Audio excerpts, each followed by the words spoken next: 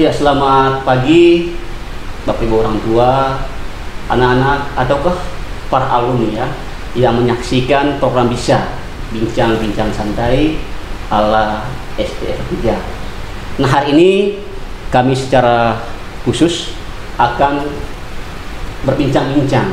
Ya, mungkin Bapak Mama atau orang tua sudah mendengar kata bullying atau perundungan.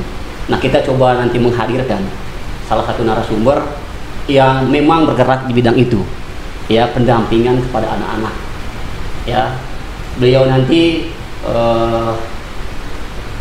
bekerja di bidang psikolog anak, yang bagi kami tim kreatif pantas dan layak untuk bisa membagikan atau memberikan pencerahan kepada kita. Nah, kenapa topik ini kita coba angkat? Itu bermula dari keprihatinan kita, orang tua, lalu mungkin juga para guru di sekolah, ya, aksi-aksi yang kita bisa lihat, ya, ada yang perundungan terhadap kakak kelasnya, sampai anaknya ada yang minta permanen, ada yang meninggal dan lain sebagainya. Banyak kasus-kasus perundungan ataukah bullying yang terjadi di sekolah khususnya.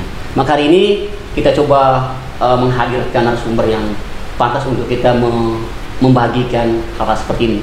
Lalu berikutnya, kenapa juga diangkat topik ini? Kalau kita baca di media juga bahwa JPPI, ya, Jaringan Pemantau Pendidikan Indonesia, itu juga mencatat bahwa kasus perundungan ini sudah mencapai ratusan. Ya, tahun 2003 itu 379 anak usia sekolah menjadi korban kekerasan fisik dan juga non fisik. Itu karena perundungan. Maka hari ini kita menghadirkan Bu VK, ya, psikolog anak, yang nanti akan membagikan hal-hal yang berkaitan dengan perundungan ataukah bullying itu. Nah, Bu VK, selamat pagi Bu. Selamat pagi Pak Aldo. Gimana kabar Bu, sehat hari ini? Sehat hari ini. Iya, luar biasa. Baik, Bapak Ibu orang tua, ini Bu VK, beliau psikolog anak, beliau juga orang tua dari anak-anak kami di sekolah kita. Ya, 3 anak, beliau semuanya di sekolah di sini. Nah, Bu VK, tadi saya sudah sampaikan tadi masalah perundungan, masalah bullying, dan ini terjadi di sekolah kita, lalu di sekolah-sekolah lain, dan juga banyak di media-media. Namun tentu saya ataukah mungkin orang tua juga anak yang menyaksikan ini belum tahu, Bu, kira-kira apa sih bullying itu gitu, apa sih perundungan gitu. Mungkin Bu Vega jelaskan terlebih dahulu dulu, Bu, kira-kira apa maksud dari perundungan, bullying, sehingga kami tidak salah kaprah dalam menilai ini masalah ini masuk ke bullying atau ini masuk ke canda gitu. Monggo Bu Vega, bisa jelaskan dulu ya. Baik. Jadi bullying itu atau bahasa Inggrisnya bullying ya Pak, ya. Kalau bahasa Indonesianya penindasan bisa, perundungan juga bisa gitu ya. Itu adalah perilaku agresif yang tidak diinginkan terjadi pada anak-anak usia sekolah gitu ya. Jadi sebagian besar memang mulainya terjadi pada anak-anak usia sekolah. Kalau di bawah usia sekolah itu sangat jarang sekali terjadi gitu. Yang itu dimulai dari niat pelaku yang melakukan ini gitu ya, melakukan penindasan. Karena katanya penindasan, jadi motif dari si pelaku adalah mau menyakiti gitu ya. Nah, tapi tadi Pak Aldo juga bilang, apa bedanya sama bercanda gitu ya. Nah, bercanda ini Pak, kalau dilihat dari bagaimana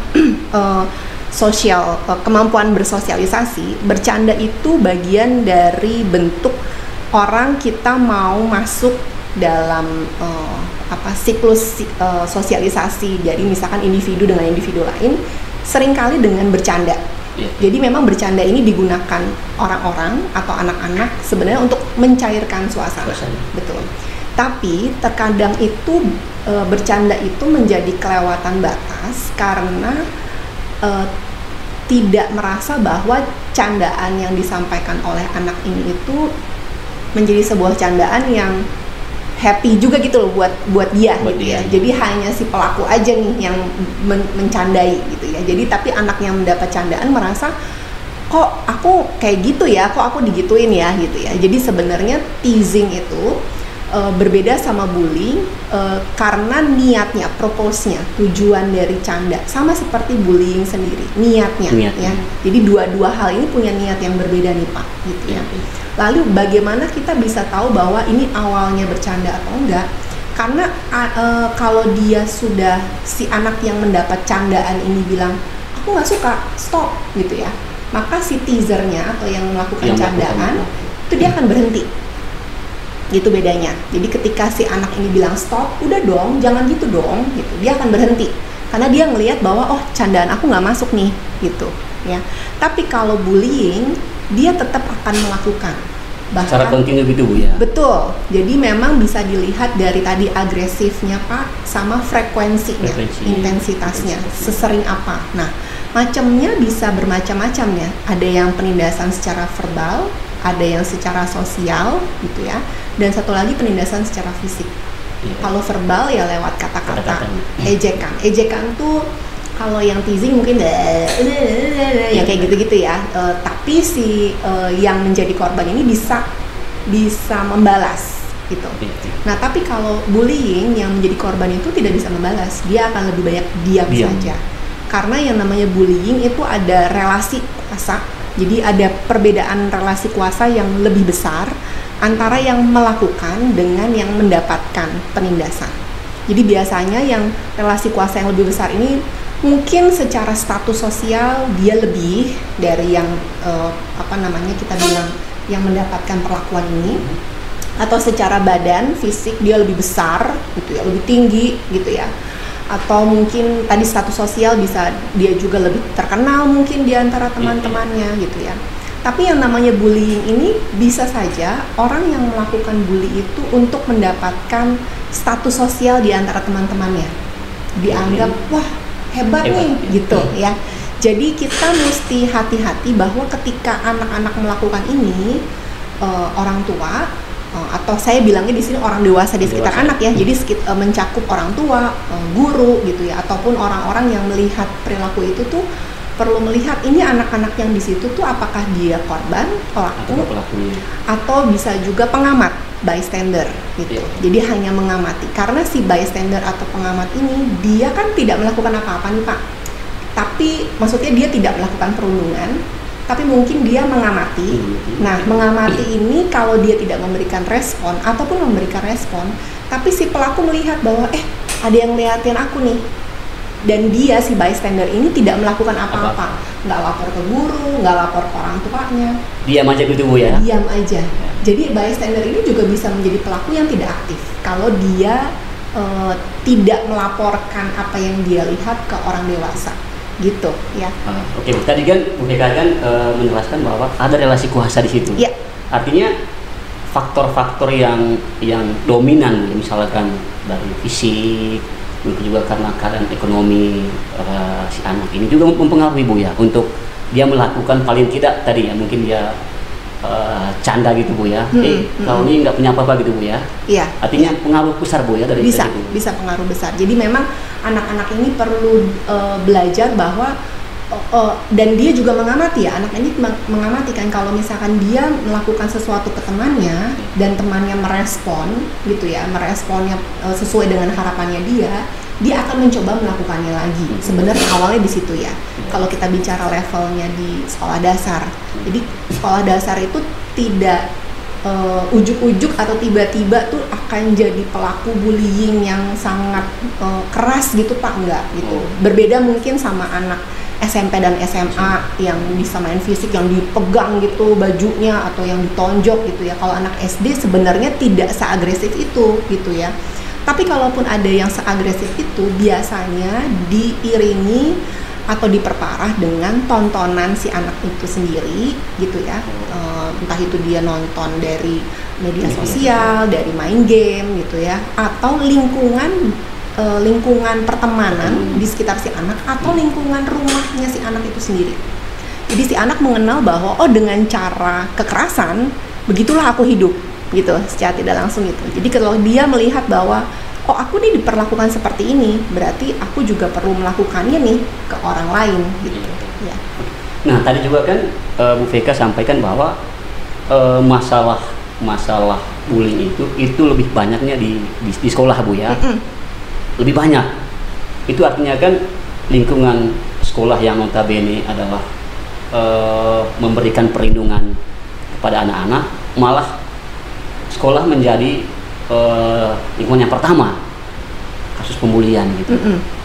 Kenapa alasannya? Maksudnya kok sekolah menjadi tempat pertama gitu loh, bukannya lingkungan yang luar gitu. Sekolah yang notabene orang tua menitipkan anaknya untuk baik, malah terbalik gitu. Iya, betul. Kira-kira apa alasannya sih? Jadi gini Pak, kalau saya melihat ya, sekolah itu tidak hanya bisa terfokus sama belajar dan pendidikan di area akademik saja ya.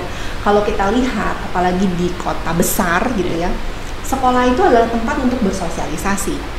Itu adalah hal yang utama. Tapi sosialisasinya memang tidak bisa sebesar mereka di luar dari jam belajar. Jadi mereka beda cara mereka bermain ketika di dalam sekolah, itu berbeda ketika mereka di luar sekolah kan ya.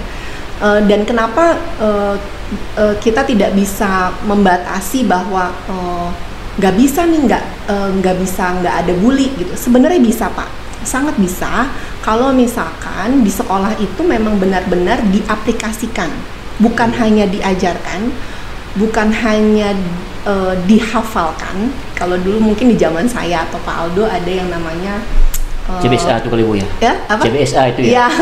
Dihafal ya? Betul. Atau P4 gitu kan, penataran gitu Pak. Jadi hanya tahu, kalau sama orang tuh harus berbuat baik, titik gitu aja.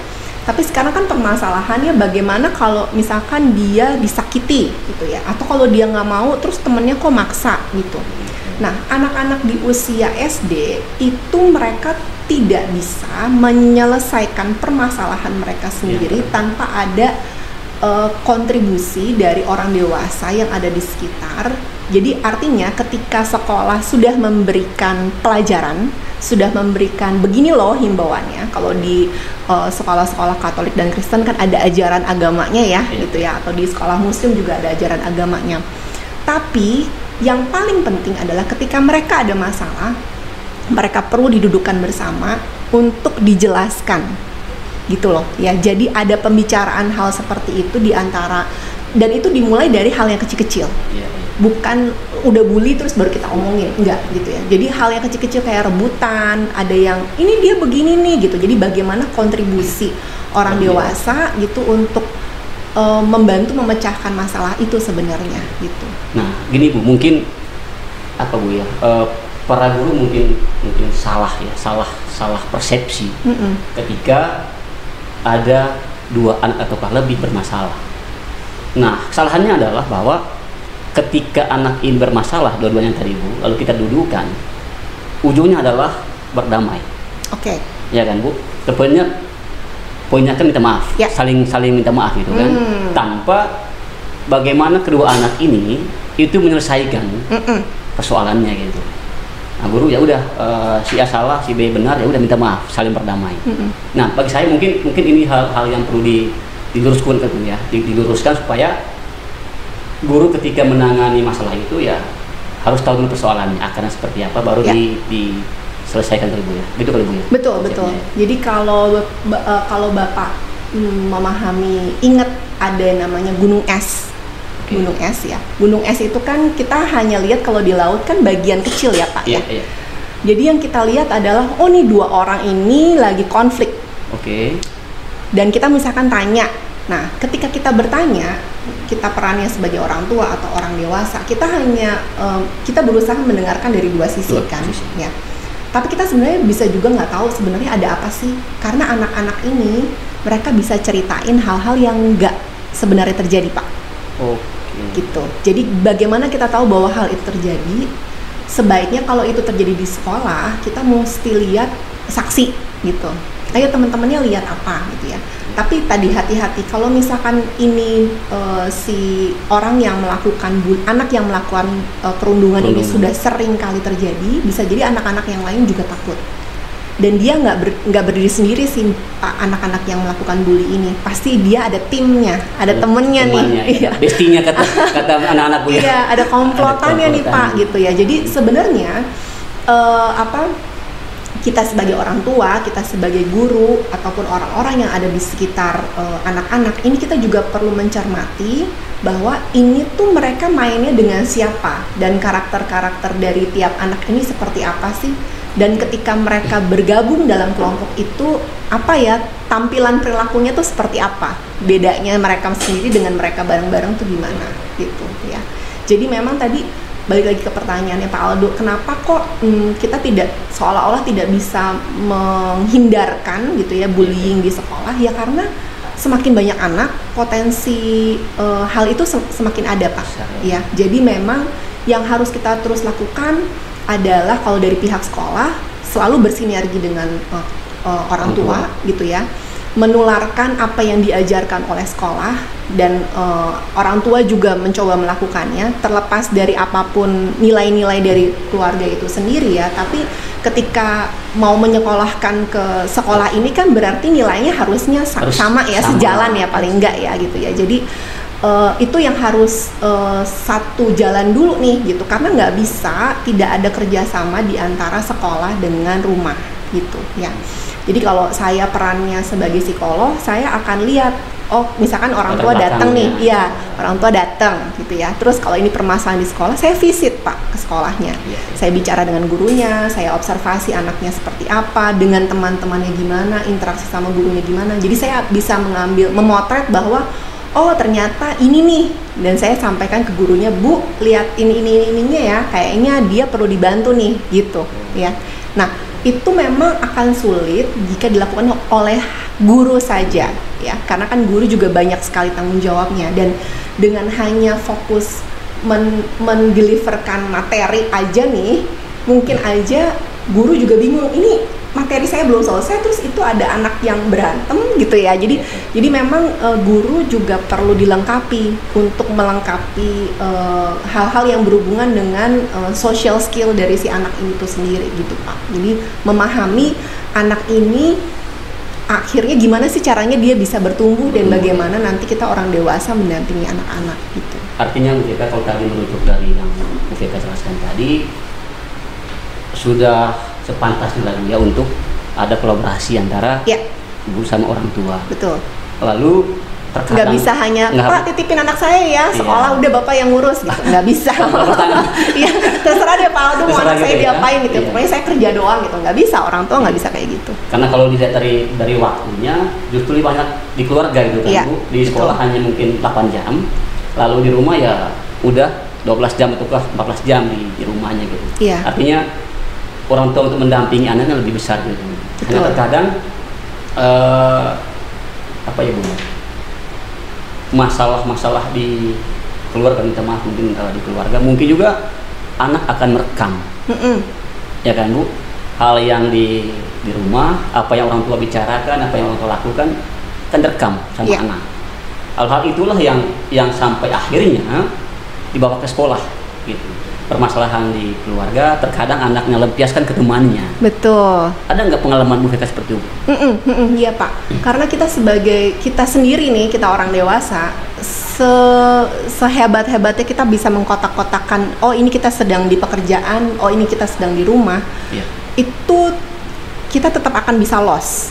Jadi artinya sebagai manusia, apalagi nih sebagai anak-anak yang belum bisa mengkotak-kotakan hal itu, jadi itu sangat mungkin sekali terjadi Pak gitu ya. Dan perlu kita semua ketahui, khususnya orang tua ketahui tadi, ketika anak itu di rumah dan ketika anak itu di sekolah sendirian sebagai pribadi yang belajar, ketika dia masuk ke dalam lingkungan pertemanan yang besar lalu punya bestie lagi yang kecil, itu dia bisa menunjukkan pribadinya dia dengan menyesuaikan aku berhadapan dengan siapa. Jadi pada saat kita ketemu sama anak yang melakukan bully, kita perlu tahu setidaknya gambaran dari anak ini tuh gimana sih gitu ya, orang tuanya, rumahnya gitu ya, apakah kita di sejarah, apakah dia mendapatkan perlakuan kekerasan, apakah dia nonton banyak konten-konten kekerasan, atau dia tidak punya suara mungkin di rumah, tapi dia bisa banyak kayak menindas teman-temannya gitu ya, atau dia mungkin ditindas sama kakak, abang dan adiknya dia juga mungkin melakukan itu di sekolah karena itu kesempatannya dia gitu ya untuk rilis gitu, seolah-olah rilis ya Pak ya gitu. Jadi untuk anak-anak sekolah dasar pentingnya pendidikan karakter itu tidak hanya di tataran kognitif Pak. Tahu nih, ini loh pendidikan karakter, nggak sampai situ. Tapi bagaimana ketika dia punya masalah, ada orang yang membantu menjelaskan situasinya, terus ditanya dia perasaannya gimana.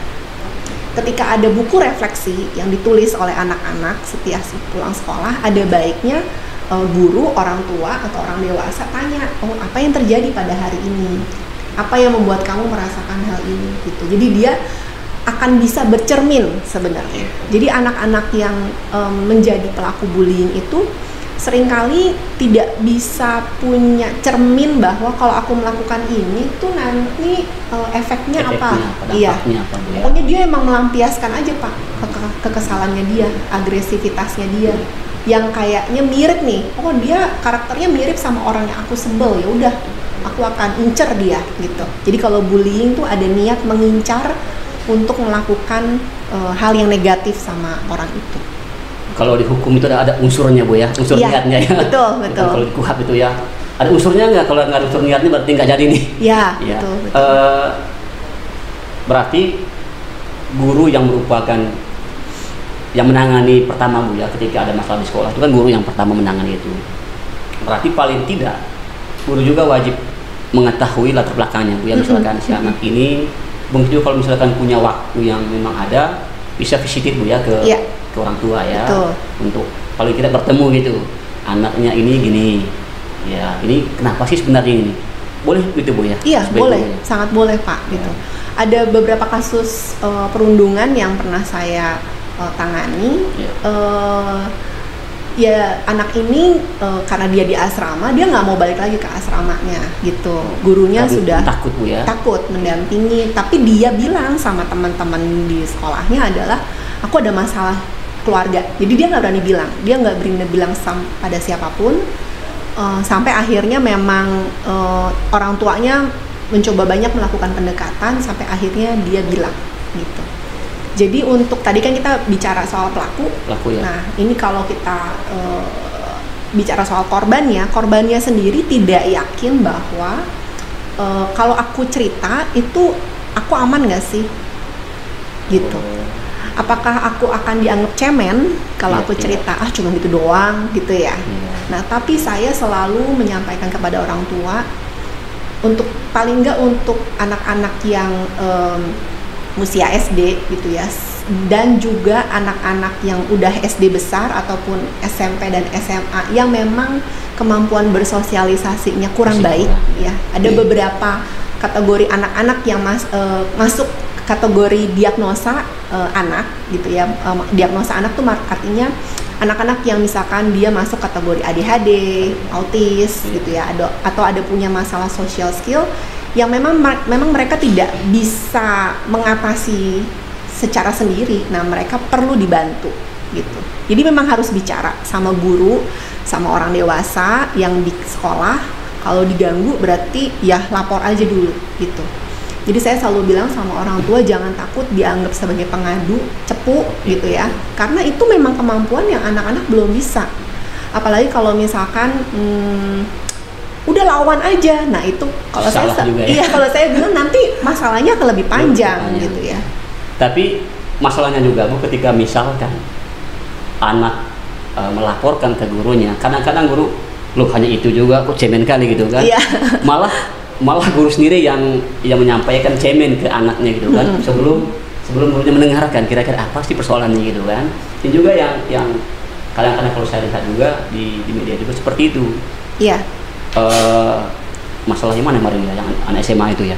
Ketika anaknya lapornya ke wakil kepala sekolah, anak SMA, lalu wakil kepala sekolah itu mengatakan bahwa kan hanya gitu aja gitu, kok cemen kali gitu. Itu juga hal-hal yang mungkin guru harus mulai belajar Bu ya, bahwa ketika ada pengaduan, ada masalah ya, paling tidak lebih didengarkan dulu Bu ya, seperti itu. Iya, betul. Dan ini artinya tidak bersikap reaktif ya Pak, Iya, gitu. iya. Jadi orang dewasa di sekitar anak ketika ada aduan gitu ya, itu tidak bersikap reaktif. Reaktif tuh misalkan kita dicemen atau malah jadi Iya. marah gitu ya. Jadi yang kalau saya karena anak ketiga, jadi saya bilang mama nggak mau jadi wasit gitu. Oke. Jadi mereka tuh datang kan karena kita mengadu kan, Mengadu, seolah-olah ya. kita wasit ya Iya, gitu. Ayo kita selesaikan bersama apa? Oke, terus solusinya gimana? Gitu. Oke. Nah, saya tadi kan Pak Aldo bilang kalau udah ditemuin ada konflik, temuin minta maaf. Minta maaf ya. Iya. Itu seolah-olah selesai Pak. Padahal Iya, enggak. iya. Oke. Karena tidak ada konsekuensi. Artinya misalnya masih ada dendam gitu Bu ya dalam dirinya kan? Iya, ada. Jadi kan dituntut untuk minta maaf. Yes. Padahal minta maaf itu harusnya tulus ketika dia benar-benar menyadari bahwa aku perlu minta maaf gitu. Tapi ini kadang ada tuntutan, ya udah maaf ya. Tapi padahal nggak beneran maaf gitu. Nah sekarang soalnya adalah kita nggak bisa membedakan Bu. Ya. Ini permintaan maaf yang tulus ataukah enggak gitu kan? Ya. Ini hal-hal yang mungkin sepele tapi kita nggak bisa membedakannya. Anak ini benar nggak minta maafnya ya? Ya. Itu gimana Jadi cara tujuan membedakannya? akhirnya bukan minta maaf. Tujuan akhir itu tujuannya bukan minta maaf, tapi minta maaf itu di akhir. Di akhir. Oke. Jadi dia harus, kalau dia pelakunya, dia harus menjalani konsekuensi. Kalau misalkan temannya nangis, dia nangis. Apa yang bisa kamu lakukan? Ya. Konsekuensinya itu. Jadi konsekuensi itu adalah bertanggung jawab terhadap perilaku yang sudah dibuat. Jadi kalau konsekuensinya nggak nyambung, sama seperti kita memberikan punishment, hukuman, tapi nggak nyambung, gitu. Jadi kita harus bisa memberikan hukuman yang sesuai sehingga perilaku itu nggak berulang, Pak. Jadi targetnya bukan hanya sekedar minta maaf, tapi konsekuensi seperti apa yang bisa dilakukan oleh si pelaku dan disetujui oleh si yang korban, gitu ya, yang mendapatkan perundungan. Dan itu masih di taraf yang tidak berlebihan. Kayak kemarin saya kasih contohnya gini, ya udah konsekuensinya apa gitu kan, aku mau minta duit aja tuh, terus kan nggak nyambung, orang dia mukul kamu terus kok kamu minta duit gitu. Jadi kita itu berperan memediasi sebenarnya di dalam setiap konflik dengan anak-anak. Kita memediasi, jadi bahwa harus ada jalan tengahnya nih gitu. Si pelaku mendapatkan keadilannya gitu ya, dengan dia supaya ada efek jeraknya gitu ya. Si korban juga tidak semena-mena. Jadi nanti kalau kita kasih, ya udah kamu mau kasih apa nih gitu ya. Jadi dia tidak semena-mena juga kan gitu. Jadi dia bisa juga dengan rasa aman dia menyampaikan aku maunya begini gitu. Artinya kedua orang yang bermasalah tadi duduk bersama dan sendiri yang akan menyelesaikan masalahnya Bu ya. Betul. Misalkan solusinya apa? Betul. Bukan guru yang harus langsung minta maaf gitu ya. Iya, nggak bisa. Jadi kalau nanti orang dewasa akan menakar bahwa apakah konsekuensinya itu possible mungkin atau enggak untuk dilakukan. Gitu. Oke, tadi kalau saya dengar tadi tentu ada faktor luar juga Bu ya, yang paling tidak mempengaruhi mental pelaku ataukah korban. Pertanyaan mereka, apakah pelaku pernah menjadi korban ataukah memang dia murni jadi pelaku gitu? Oke. Pelaku pada umumnya pernah menjadi korban, Pak. Gitu. Karena tadi mungkin dia berada di dalam relasi kuasa yang dianya lebih rendah. Maka dia mendapatkan perlakuan itu dan dia perlu melampiaskannya ke orang lain gitu ya. Atau kalau kita lihat dari bagaimana anak-anak itu berperan, tadi kan ada yang melakukan penindasan, anak-anak yang ditindas, anak-anak yang membantu gitu ya. Membantu artinya membantu si pelaku gitu ya. Anak-anak yang memperkuat tuh artinya ya hanya nonton aja. Tapi sebenarnya dia menikmati secara tidak sadar ya, gitu. Mungkin aja dia sebel sama anak yang dibully ini, gitu ya. Tapi dia nggak berani melakukan. Tapi begitu ada orang lain, ya dia, syukurin loh. Tapi dia malah senang gitu dalam hati. Gitu ya. Terus ada juga yang orang luar nih. Jadi yang nggak dalam itu, tapi tidak menunjukkan keberpihakan kepada siapapun dan juga tidak melaporkan. Gitu ya. Dan yang terakhir adalah anak-anak yang membela. Jadi membela itu ya dia yang bilang nggak boleh gitu misalkan. atau dia melaporkan hal itu kepada orang dewasa. Artinya mungkin saja dia pernah menjadi korban di rumah kali Bu ya, orang tua, ataukah memang di lingkungan sekitarnya yang membuat dia marah, tidak bisa dia lampiaskan ke situ, ya saat di sekolah baru dia akan sampaikan. Lalu juga mungkin karena media kali Bu ya, karena sekarang ini kan anak-anak juga sudah pegang HP masing-masing, gitu. Artinya mereka juga mungkin kalah dari orang tua dalam hal media. Orang tuanya masih gini, anaknya sudah lebih untuk bagaimana mencari informasi di media. Ini itu anak lebih, kalau di situ ya mungkin 10 dengan 8 orang tuanya 10 anaknya gitu. Gimana tanggapan Bu Vega soal media tadi gitu untuk bullying ini? Betul. Untuk media sosial ini Pak, dalam bentuk layar, kalau di zaman kita sekarang, anak-anak Gen Z. Generasi Alpha gitu ya, adalah generasi yang sangat melek digital. Jadi kita sebagai orang tua, kita juga perlu melengkapi dengan kemampuan kita memahami tentang digital parenting itu apa sih gitu. Jadi yang pertama adalah harus tahu apa yang ditonton oleh anak, isinya apa sih gitu. Kalau di YouTube kan kita bisa lihat historinya misalkan gitu ya. Terus kalau ini anak-anak remaja, apakah dia punya second account? Ada beberapa media yang digunakan oleh anak-anak misalkan seperti Discord, Line gitu ya. Nah, apakah orang tua atau guru lihat, tahu gitu ya? Karena mesti memahami ini platformnya apa dan tempatnya buat apa gitu ya, dan akan ketemu orang-orangnya seperti apa. Karena kalau tadi kita bicara soal bullying, nah kalau cyberbullying itu bisa terjadi pembulian yang masih berhubungan dengan sekolah atau berhubungan dengan orang yang kita nggak kenal, tapi dia melakukan bullying Pak, gitu. Dengan chat gitu ya? Dengan chat, memberikan komentar yang negatif, hate speech bisa gitu. Nah itu kan kita nggak bisa kontrol sebenarnya gitu ya. Jadi kita sebagai orang-orang dewasa, kita perlu memahami bagaimana bisa mensupport anak-anak ini dan efeknya tentang digital di dunia anak-anak, khususnya pada kesehatan mental anak-anak ya gitu ya, karena sudah banyak risetnya Pak gitu. Kalau buat saya anak-anak itu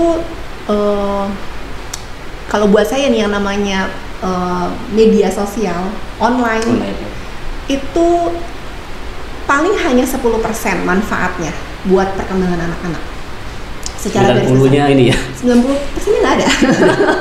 Saya bicara soal efeknya, bukan kontennya ya. Kalau kontennya baik nggak apa-apa gitu ya. Cuman kalau himbauan dari WHO, Ikatan Dokter Anak Indonesia, anak di bawah 2 tahun kan itu tidak boleh sama sekali terpapar oleh media sosial, gadget ya, screen. Jadi semuanya memang harus pakai manusia nih dia interaksinya. Nah kalau di usia di atas 2 tahun paling banyak 1 jam. Nah, 1 jam, maksimal 1 jam Pak untuk semua yang berlayar. Gitu. Waduh, saya 10 menit kayaknya untuk sih. Nah, jadi nanti ketika anak-anak ini tidak bergerak, nah anak dari 2 tahun sampai paling nggak SMA itu mereka harus bergerak. Mayoritas mereka bergerak, apalagi anak-anak di usia SD. Mereka perlu bergerak dan perlu olahraga nantinya ke arah sana gitu. Memang tadi Bapak ya, pengalaman saya juga Bu, ketika anak sudah 2 tahun lebih, 2 tahun sebulan, memang kadang-kadang ketika kita sudah gendong misalkan tadi, kita sudah ajak ngomong, pada akhirnya masih nangis gitu kan, ya ujung-ujungnya ya HP tadi gitu. Memang tapi sekarang mamanya tegas gitu, you main HP nonton Cocomelon wajib 10 menit, kalau udah simpan. Ternyata dengan kita menyampaikan itu juga dia dengar gitu. Oh, ternyata harus ada batasannya gitu. Dan pengawasan kali Bu ya, pengawasan dari kita orang tua terhadap dan keterlibatan anak. Pak, nggak cuma terlibat juga Bu, hanya harus juga ya. Iya, tidak hanya ngawas tadi ya. Kan kita bukan mandor. Kalau kita orang tua, kita harus terlibat. Ngecek itu Bu ya, di dalam terlibat ngecek kalau udah remaja, kalau masih anak-anak kita juga terlibat di dalam permainannya apa, nontonnya apa, Cocomelonnya nonton apa gitu. Jadi kita ambil kontennya, terus kita aplikasikan di dalam interaksi sehari-hari gitu. Hanya memang sekarang Bu Veka, kecepatan jempol dua ini lebih cepat dari berpikir kita gitu. Kita sudah kirim ini apa yang kita mau komentari, udah kirim, berpikir ternyata salah gitu. Iya, Dan betul. dan apa ya, itu banyak kali saya baca di media Bu ya, mengomentari sesuatu dengan nada yang negatif gitu Ya, kan. ya. Artinya kecepatan jari lebih cepat dari kita berpikir gitu. Iya, iya. Itu mungkinkah karena itu juga anak-anak kita atau anak-anak yang mungkin masih remaja juga mengikuti itu Bu ya? Betul, budaya reaktif kan Pak. Reaktif, gitu. Jadi dia ya udah kirim aja, nggak ngerti bahwa nanti tuh ada jejak digital gitu ya, nggak ngerti bahwa nih impactnya, dampaknya sangat besar loh pada orang yang mendapatkan perlakuan itu gitu. Ya. Jadi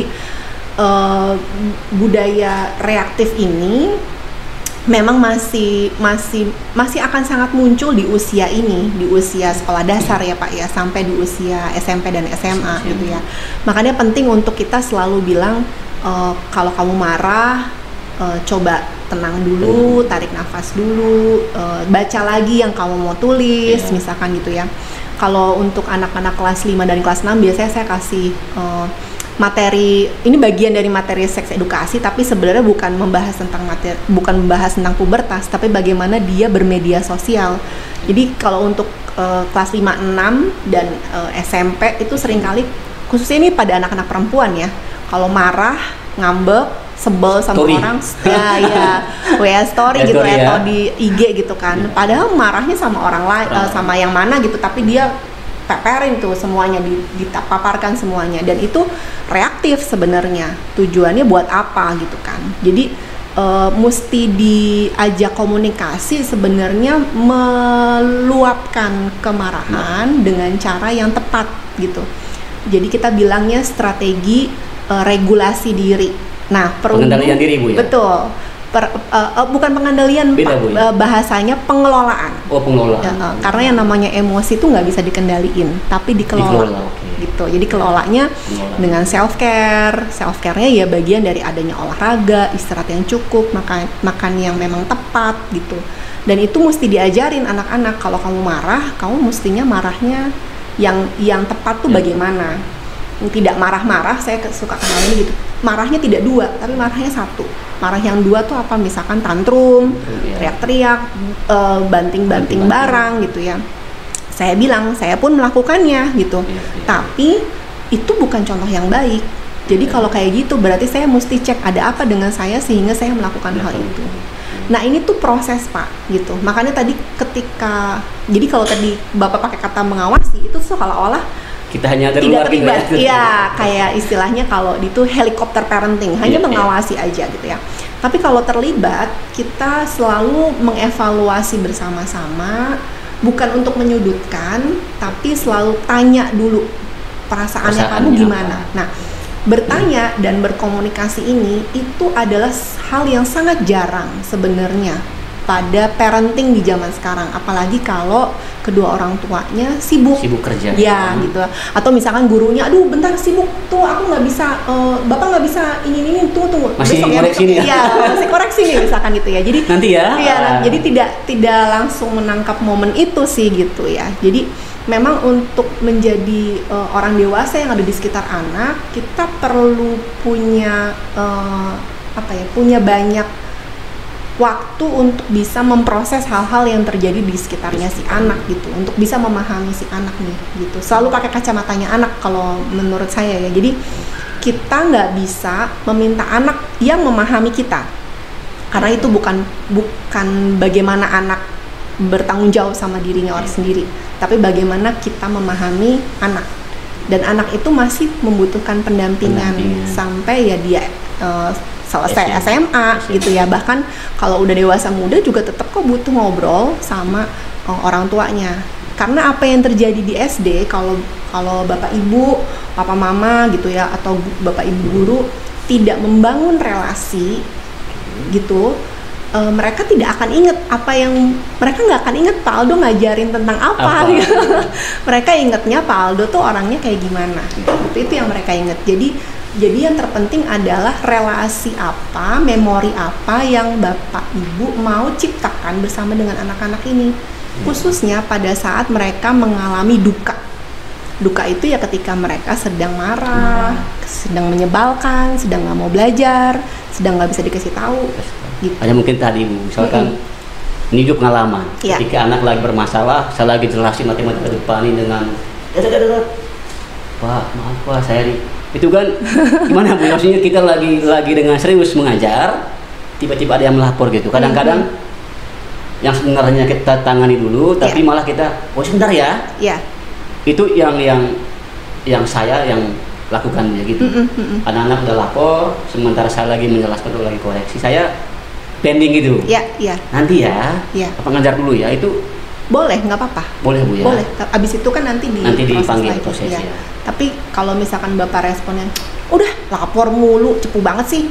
Reaktif ya. Ya. Tapi kalau Bapak komunikasikan, itu sama kayak kalau saya, aduh aku capek nih, Mama capek, Mama butuh istirahat, tidur dulu ya, nanti kita main gitu. Jadi kalau kita terbiasa menyampaikan, komunikasikan apa yang kita rasakan dengan anak dengan cara yang tepat, mereka juga belajar berkomunikasi dengan kita dan teman-temannya gitu ya. Karena kalau dia usia kelas 1, kelas 2 mungkin akan lebih banyak komunikasinya pakai kalau nggak suka dorong, tendang, teriak gitu ya. Nah itu harusnya sudah bisa bergeser ketika mereka di kelas 3. Tapi nggak bisa sendiri. Mereka kan perlu diajarin, dikasih tahu, dievaluasi berulang-ulang. Artinya poinnya bahwa baik guru atau orang tua tidak reaktif. Ketika anak atau siapapun yang melaporkan. Tetapi justru harus panggil, kita rembuk gitu ya. Ya. Apa sih masalahnya gitu? Iya. Jadi clue-nya gini Bapak Ibu, kalau misalkan Bapak Ibu ngerasa nih anak mencobai aku nih. Iya. Ya. Pernah nggak kita ngerasa kayak gitu? Nih anak kok nyebelin banget sih, kayaknya nyobain saya banget. Sering sih Bu. Sebenarnya mohon maaf kalau kayak gitu berarti kita perlu berkaca Pak. Ada apa ya dengan saya? Oke. Karena the problem is not with the children, tapi karena saya. Kita ke-trigger. Jadi ke-triggernya dengan apa yang mereka lakukan.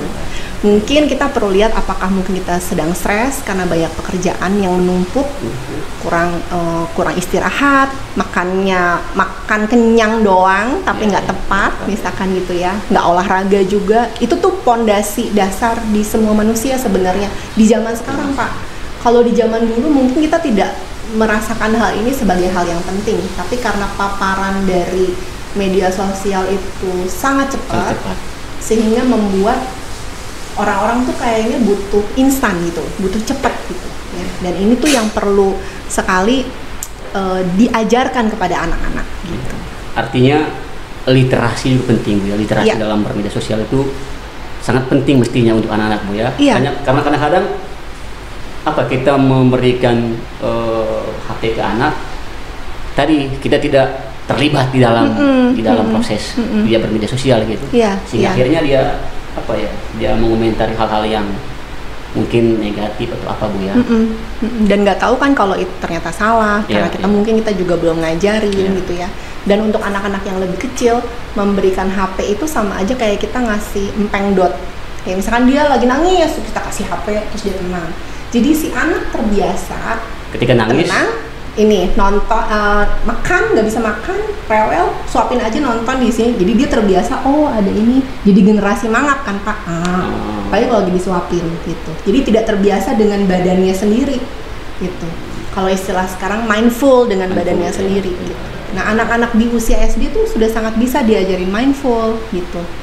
Tapi tadi Pak Aldo kan menekankan bahwa kalau misalkan orang tuanya reaktif atau orang dewasanya reaktif gitu ya, itu akan sangat terbaca dan tercermin oleh si anak itu sendiri gitu. Jadi sebenarnya kita mesti maintenance, mesti siap selalu dengan regulasi emosi kita. Jadi kalau kita ngerasa bahwa nih anak mencobai kita ya, di satu sisi mungkin emang ada benernya Pak ya gitu ya, tapi di sisi lain kalau kita sereaktif itu ada apa ya dengan saya?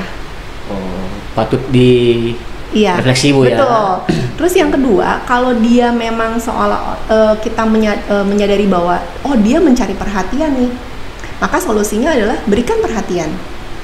Nggak ada solusi lain. Kalau misalkan Bu, anak-anak yang kelas 1 itu kan ya mungkin rumahnya masih digendongin, diapakan, lalu sementara kita di sekolah itu kan mengajarkan untuk mandiri. Iya, betul. Anaknya harus mandiri, bawa tas gitu kan, makan sendiri gitu kan. Ya. Tapi karena anak-anak karena masih merasa apa di rumahnya dia digendongin, di sekolah sampai dia melukin gurunya, kadang digendongin, itu boleh nggak maksudnya? Ajarkan saja bahwa ada boundariesnya kan. Okay. Kalau di sekolah nggak bisa peluk-peluk, nggak bisa gendong-gendong gitu misalkan. Terus dibatasi Bu ya? Iya, dibatasin, dan itu nggak apa-apa banget. Kan mereka belajar sosial, bersosialisasi kan, menempatkan di sini bagaimana, di rumah bagaimana gitu. Dan itu lebih baik disampaikan kepada orang tuanya. Jadi orang tuanya tahu bahwa oh iya ternyata anak saya masih menganggap sama ya, gitu ya. Jadi oke, berarti kita ajarin nanti di rumah dikasih batasan bahwa oh kalau sama temen begini, sama guru ya, iya. Dan itu nggak apa-apa kok Pak gitu. Baik, Bu Vega, sudah hampir sejam ya teman ya, hampir sejam kita ya coba membahas. Memang kalau kita bicara bullying ini memang lama sebenarnya, karena banyak hal-hal dampak-dampaknya Bu ya, dampak-dampak dari bullying ini. Nah tadi kita belum sampai ke dampaknya tadi. Oke. Sebagai akhir Bu ya. Kira-kira dampaknya apa Bu ke korban gitu? Dampaknya ke korban sebenarnya dampak ini baik di korban. Tadi kan ada bystander, pengamat gitu ya, atau dia yang memperkuat gitu. Itu kelihatannya kalau di korban itu lebih secara psikologisnya lebih kelihatan sih Pak. Jadi misalkan dia jadi menarik diri gitu, nggak mau ikut di dalam pertemanan. Misalkan kalau di sekolah bisa jadi tugas-tugasnya juga jadi menurun, nilainya menurun, itu juga bisa gitu. Tapi kalau pelaku itu juga sangat mungkin bisa sangat terjadi ya gitu ya. Jadi memang indikasinya adalah apakah ada perubahan perilaku. Gitu. Kalau saya mengamati anak-anak nih, misalkan lagi di acara sekolah, saya suka mengamati, oh nih anak kok ada yang sendirian ya, teman-temannya kemana, terus muka, lihat ekspresi wajahnya kok seperti ini gitu ya. Nah itu perubahan-perubahan itu yang kita perlu tanyakan sebenarnya ke anak atau ke orang tuanya. Ada perubahan apa yang terjadi yang anak-anak seringkali tidak bisa mengelola gitu. Misalkan perubahan, oh ternyata ada perpindahan rumah, orang datang dan pergi, perpisahan, meninggal gitu ya. Itu punya dampak yang cukup signifikan di anak-anak, dan itu akan lebih baik kalau kita tahu ini terjadi sama anak, sehingga ini mungkin bisa menjelaskan oh kenapa terjadinya si bully ini. Jadi bullying itu tidak hanya karena pola asuh orang tua saja gitu ya, tapi banyak faktor sebenarnya. Artinya guru juga harus tahu Bu ya. Iya. Kira-kira si anak ini kenapa sampai seperti itu gitu. Betul. Baik, Bu Vega, para orang tua, banyak sekali tadi yang disampaikan Bu Vega tadi terkait dengan bullying ini sampai pada dampak-dampak, dan juga bagaimana respon kita ketika anak ataukah anak kita ya ke guru atau ke orang tua. Respon kita itu paling tidak jangan reaktif terhadap apa yang disampaikan oleh anak kita, tetapi justru kita harus panggil dan bicara baik-baik. Itu poin penting yang coba saya tangkap dari hal yang kita bicarakan tadi, dan juga banyak sekali hal-hal yang tadi Bu Vega sampaikan. Saya kira Bapak Ibu orang tua, anak-anak juga bisa dengarkan langsung di bincang-bincang ini, sehingga menambah wawasan kita terkait dengan bullying ini. Nah terakhir Bu Vega, mungkin ada apa ya kesimpulan mungkin dari hal yang tadi kita bicarakan Bu? Iya. Boleh. Jadi kalau kita lihat dari bullying ini tidak bisa hanya pelaku yang salah aja gitu ya Pak ya. Tapi yang terpenting adalah bagaimana kita tidak reaktif terhadap kalau si pelakunya ngaku atau kita menduga bahwa anak kita adalah pelakunya. Yang terpenting adalah kita tidak reaktif. Atau anak kita adalah korbannya, terus mungkin kita gemes banget dengan proses keadilan yang terjadi gitu seolah-olah lama, itu membuat kita jadi reaktif gitu ya. Jadi yang terpenting adalah bagaimana kita bisa menjadi sosok yang bisa mensupport anak. Mensupport anak ini yang pertama adalah mendengarkan ceritanya si anak. Untuk tahu bahwa anak itu benar atau tidak, ketika kita tanya, ceritanya akan selalu sama. Dengan orang yang berbeda-beda ceritanya akan selalu sama gitu ya. Jadi kita mesti tahu ada apa sih gitu.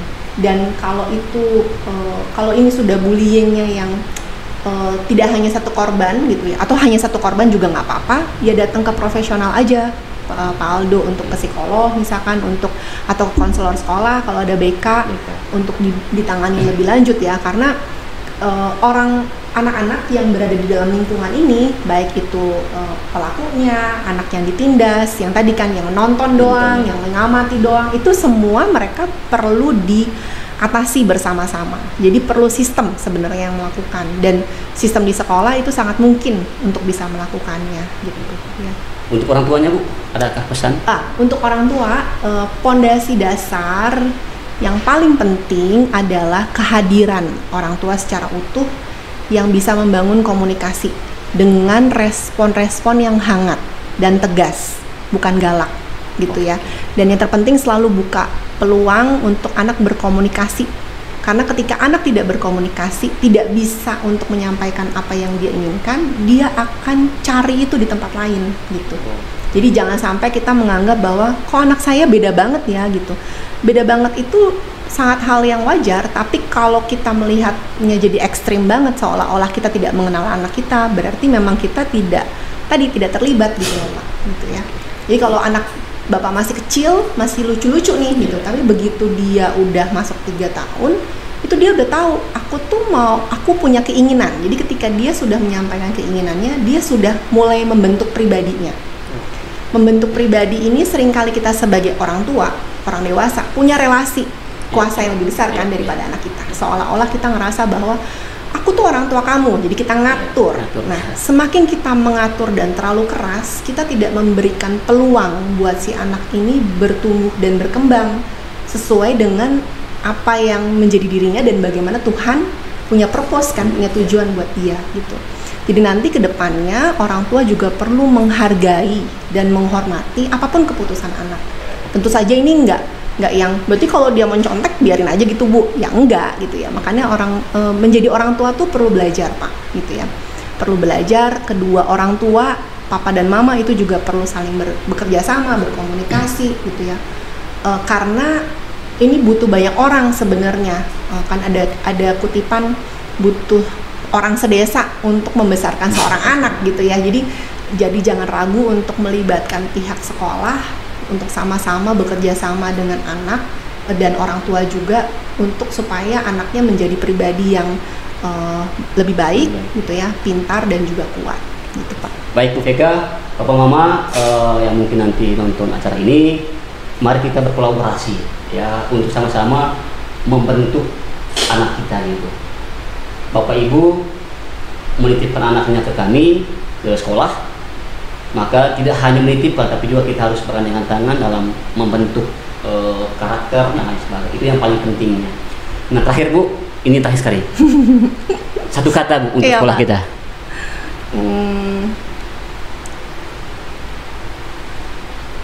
Lama ya Pak. Satu kata aja Bu.